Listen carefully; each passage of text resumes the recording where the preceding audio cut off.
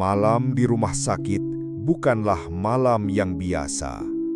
Tempat yang di siang hari ramai dengan pasien dan dokter berubah menjadi sunyi, mencekam, bahkan membuat bulu kuduk berdiri.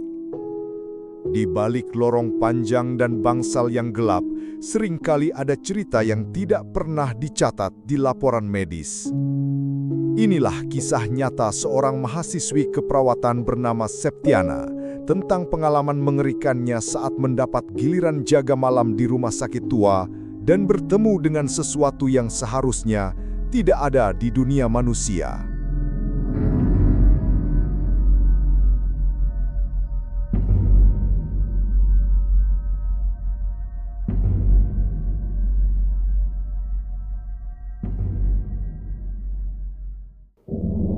Pernahkah kalian membayangkan bagaimana rasanya menjaga sebuah rumah sakit tua di tengah malam? Tempat yang seharusnya penuh dengan pasien, dokter, dan perawat berubah jadi begitu sepi. Hanya terdengar suara mesin monitor dan detak jarum jam dinding yang terasa lambat sekali jalannya. Begitulah malam pertama Septia. Septia, seorang mahasiswi keperawatan tingkat akhir, mendapat giliran praktek jaga malam di sebuah rumah sakit besar di Jawa Tengah. Rumah sakit ini punya sejarah panjang, dibangun sejak zaman Belanda dan katanya dulu pernah dipakai sebagai tempat penampungan korban perang. Meski sudah banyak direnovasi, beberapa bagian gedung masih dipertahankan. Lorong-lorong panjangnya, cat dinding yang mulai kusam, serta bau khas obat bercampur lembab membuat suasana terasa berbeda. Awalnya semua berjalan normal. Septia membantu perawat senior, mencatat administrasi, dan sesekali memeriksa pasien. Namun, menjelang tengah malam, suasana mulai berubah. Koridor terasa semakin sunyi. Lampu-lampu neon di langit-langit berkelip pelan, seakan ingin mati kapan saja. Perawat senior sempat berpesan sebelum turun ke lantai bawah. Jangan pernah mendekat ke lantai 3, terutama ke bangsa lama di ujung lorong. Kalau ada suara, abaikan saja. Septia sempat bingung, tapi hanya mengangguk. Namun rasa penasarannya mulai terusik. Sekitar pukul 12 malam, listrik rumah sakit tiba-tiba padam sesaat. Hanya tersisa cahaya darurat berwarna merah redup. Di saat itulah, Septia mendengar sesuatu. Tok, tok, tok. Seperti suara ketukan dari arah lorong atas. Suara itu pelan, tapi jelas.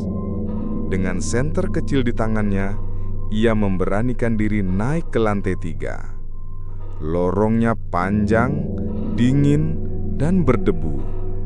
Di ujung lorong ada sebuah pintu besi besar. Catnya sudah berkelupas, rantainya berkarat. Tiba-tiba dari balik pintu itu terdengar suara lirih. "Suster, tolong saya tidak bisa keluar." Septia langsung terpaku. Suara itu jelas sekali. Suara seorang pasien. Tapi bukankah bangsal itu sudah ditutup lebih dari 10 tahun lalu? Suara itu membuat tubuh Septia kaku. Ia berdiri di depan pintu besi bangsal terlarang, tempat yang katanya sudah tak pernah dipakai lagi sejak tragedi bertahun-tahun lalu. Namun, bagaimana mungkin ada suara pasien dari dalam? Septia menempelkan telinganya ke pintu dingin berkarat itu. Hening sejenak sampai suara lirih itu kembali terdengar. "Suster, tolong saya, gelap di sini." Suara itu terdengar putus asa. Septia sempat berpikir, mungkin ada pasien tersesat atau orang iseng yang masuk tanpa izin. Dengan tangan gemetar, ia mencoba menggoyangkan gagang pintu, namun rantai besar di pintu itu mengunci rapat. Tidak mungkin ada orang di dalam, kecuali memang ada sesuatu yang lain. Angin dingin tiba-tiba berhembus dari bawah celah pintu, membuat bulu kuduknya meremang. Di saat bersamaan, lampu darurat di lorong berkelip-kelip, semakin redup. Seftia mundur perlahan. Namun, tiba-tiba, brak! Pintu besi itu bergetar keras, seperti ada sesuatu yang menendang dari dalam. Seftia langsung terlonjak, hampir menjatuhkan senternya. "Suster, bukakan pintunya!" Kini suara itu lebih berat, lebih dekat, seperti tepat di belakang pintu. Jantung Seftia berdegup kencang. Ia berlari kecil kembali ke tangga, tapi baru beberapa langkah, terdengar suara langkah kaki mengikutinya. Pelan, tapi teratur. Tok, tok, tok. Seftia menoleh cepat.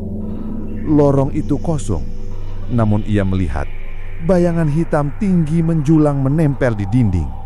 Bayangan itu bergerak, padahal tidak ada sosok yang menimbulkannya. Ketika ia sampai di bawah, perawat senior sudah menunggu dengan wajah pucat. Tanpa ditanya, wanita itu langsung berkata lirih, "Kamu dengar suara itu ya?"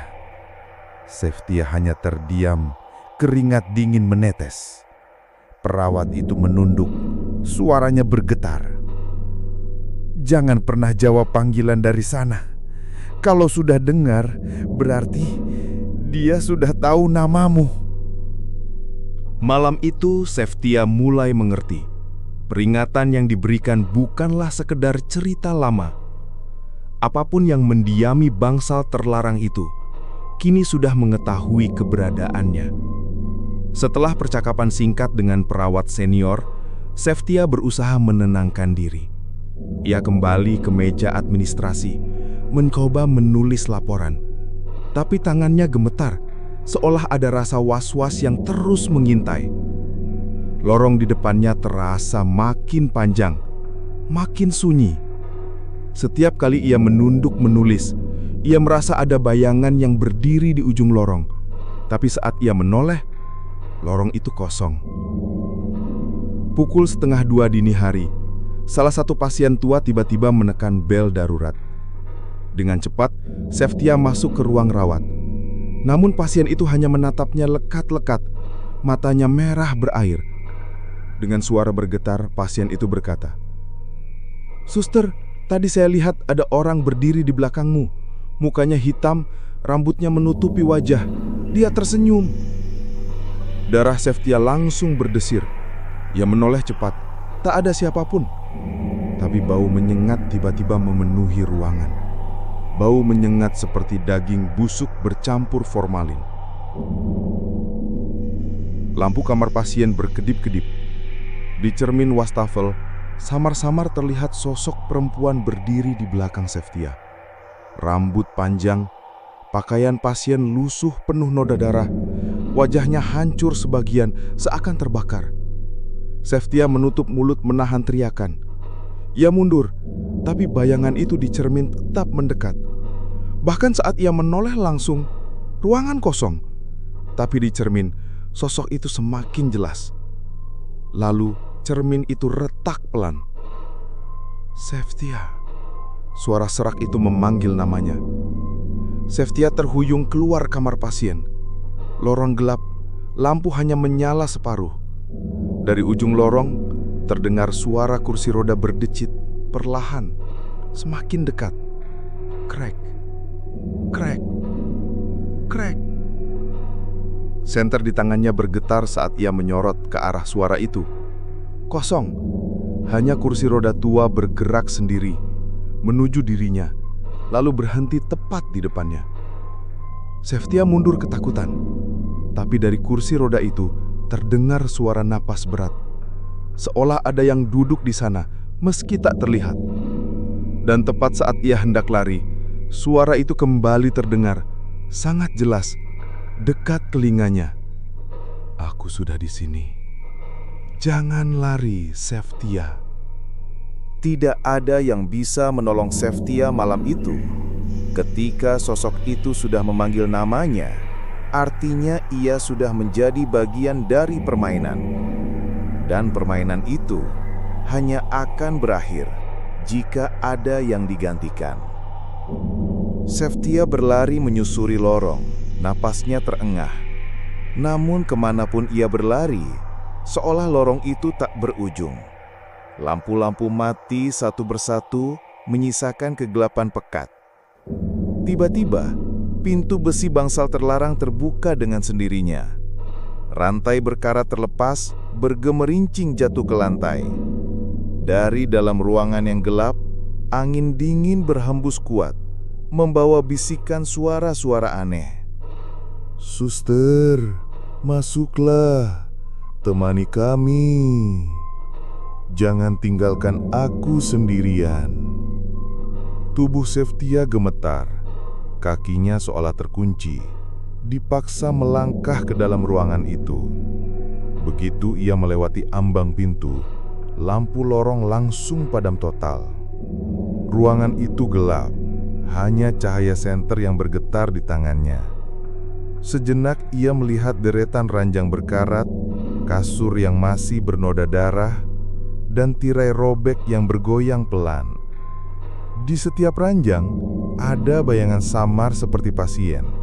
Ada yang duduk, ada yang terbaring, semua menoleh ke arahnya dengan wajah rusak, pucat dan tak bernyawa.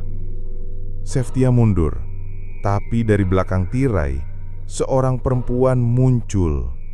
Wajahnya hancur separuh, matanya melotot, bibirnya sobek hingga ke pipi. Ia mengenakan gaun pasien lusuh. Sosok itu berjalan perlahan sambil menyeret infus yang sudah berkarat. Matanya menatap tajam ke arah Seftia. Kamu pengganti aku, kan? Seftia ingin berteriak, tapi suaranya tercekat. Senter di tangannya mati, gelap total. Tiba-tiba, banyak tangan dingin mencengkram tubuhnya dari arah ranjang-ranjang, menarik lengannya, kakinya, seolah ingin membawa ikut bersama mereka. Dalam kegelapan itu, suara perawat senior terdengar jauh berteriak panik memanggil namanya. Namun suara-suara lain menenggelamkannya. Jangan pergi, tetaplah di sini selamanya. Seftia berjuang melepaskan diri.